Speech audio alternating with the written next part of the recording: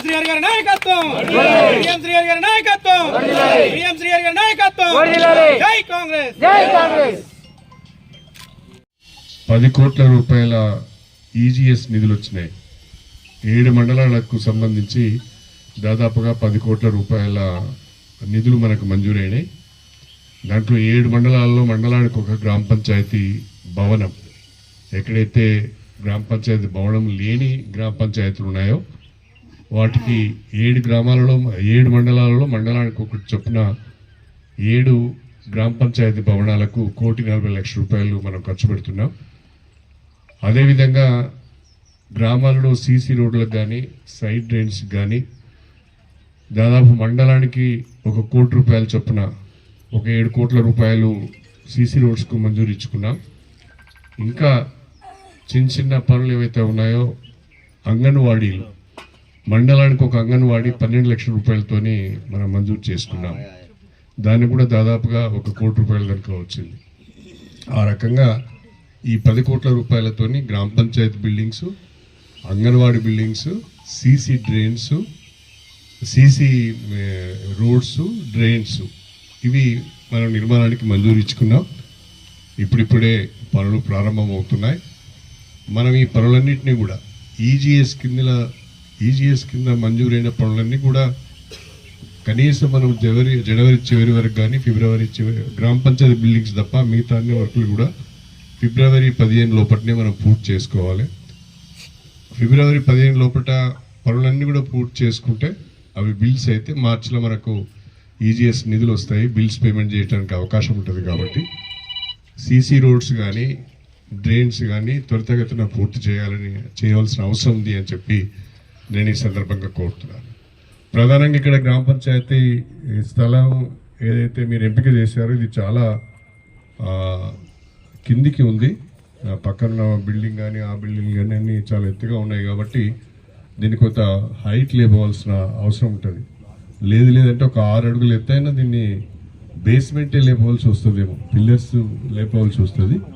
Pillars లేపి గ్రావెల్తో దాన్ని fill up చేసుకొని పైన ఆ రోడ్ లెవెల్ కంటే కనీసము ఒక 2 అడుగులైనా ఎత్తు ఉండాలి.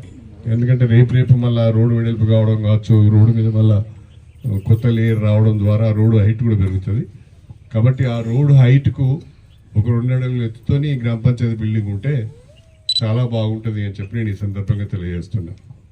వీలైతే ఒక ఆలోచన చేయండి మీరు.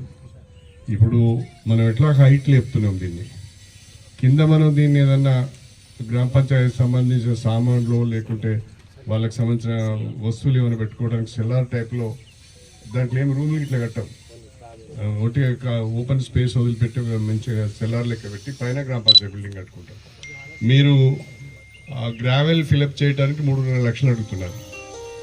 ఇంకొక 3.5 లక్షలు మనం ఇస్తే సెల్లార్ అయిపోతుంది. సెల్లార్ గ్రామ పంచాయతీకి అన్ని రకాలుగా ఉపయోగపడుతుంది. పైన గ్రామ పంచాయతీ బిల్డింగ్ ఉంటుంది. ఆ రకంగా రివైజ్డ్ ఎస్టిమేట్ మీరు చేయండి, చేసి ఇస్తే దాన్ని మనము అవసరం అనుకుంటే ఈజీఎస్లోనే ఇంకా అదనంగా కొంత తీసుకొని మనం చేసే ప్రయత్నం చేద్దామని చెప్పి నేను ఈ సందర్భంగా తెలియజేసుకుంటున్నా. ఏఈ గారు, డిఈ గారు మీరందరూ కూడా నేను చెప్పిన విధంగా కింద సెల్లార్ వస్తుంది, పైన గ్రామ పంచాయతీ బిల్డింగ్ వచ్చేటట్టుగా మీరు నిర్మాణం చేయండి.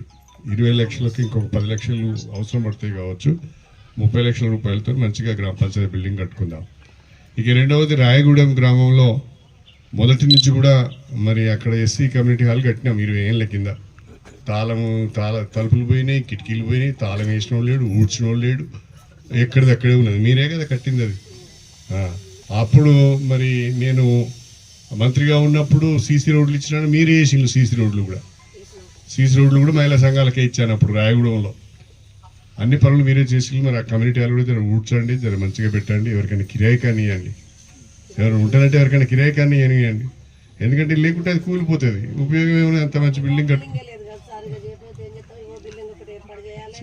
దాంట్లో పెట్టుకోండి, ప్రస్తుతానికి దాంట్లో నడిపించండి. ఇప్పుడు ఎట్లా ఈ గ్రామ పంచాయతీ బిల్డింగ్ నుంచి పక్క నుంచి తవ్వ తీసుకొని దాన్ని నడిపించుకుంటే బాగుంటుంది. అది కూడా మీరు ఏర్పాటు చేయండి. అదేవిధంగా ఈ గ్రామంలో రాయగూడెం గ్రామంలో పేదవాళ్ళు ఎక్కువగా ఉన్నారు, ఎస్టీలు ఉన్నారు, ఎస్సీలు ఉన్నారు, పేదవాళ్ళు ఎక్కువగా ఉన్నారు. కాబట్టి 50 ఇండ్లు కావాలని మొగిలి గారు అడిగారు. 50 ఇండ్లు కాకుండా ఎక్కువ ఇండ్లు ఇచ్చే ప్రయత్నం చేస్తాం. ఎందుకంటే మనకు వచ్చేటి 3,500 ఇండ్లు. 3,500 ఇండ్లు అందరికి సదరాలి. ఏ ఒక్క ఊరికి ఇవ్వకపోయినా మేము ఓట్లే లేదా అంటారు. అది మళ్ళీ మొదటిసారి 10 ఏళ్ల తర్వాత మొట్టమొదటిసారిగా ఇండ్లు వస్తాయి. అన్ని గ్రామాలలో ఇండ్ల మీదనే డిమాండ్ ఎక్కువ ఉన్నది. మాకు ఇండ్లు ఇస్తారా ఇయ్యారా, మా ఊరికి ఎక్కువ కావాలని ప్రతి ఊర్లో కూడా డిమాండ్ చాలా ఎక్కువగా ఉన్నది. కాబట్టి తప్పకుండా రాయగూడెం మీద కొంత అభిమానంతో ఒక 5-10 ఇండ్లు ఎక్కువ ఇచ్చే ప్రయత్నం చేస్తామని చెప్పి నేను ఈ సందర్భంగా తెలియజేసుకుంటూ, ఏమాత్రం ఆలస్యం చేయకుండా ఇంజనీర్లు దీన్ని రివైజ్డ్ ఎస్టిమేట్ చేయండి. కింద సెల్లారుపేట గ్రామ పంచాయత్ మీ ఈతో మాట్లాడి ఎస్టిమేట్ చేసి ఆ రివైజ్ ఎస్టిమేట్ నా దగ్గరికి తీసుకురండి. మనం వెంటనే దానికి శాంక్షన్ ఇద్దాం, వర్క్ స్టార్ట్ చేద్దాం. దయచేసి ఆలస్యం చేయొద్దు అని చెప్పి నేను మీ అందరికి కూడా ఈ సందర్భంగా కోరుకుంటూ, మరి మన రాష్ట్ర ప్రభుత్వం ప్రత్యేకంగా కాంగ్రెస్ ప్రభుత్వం పెద్దలు మన ప్రియతమ ముఖ్యమంత్రి రేవంత్ రెడ్డి గారి నాయకత్వంలో వ్యవసాయ రంగానికి పెద్ద ఎత్తున ప్రోత్సాహం ఇవ్వడం జరుగుతున్నది, ప్రాధాన్యత ఇవ్వడం జరుగుతున్నది.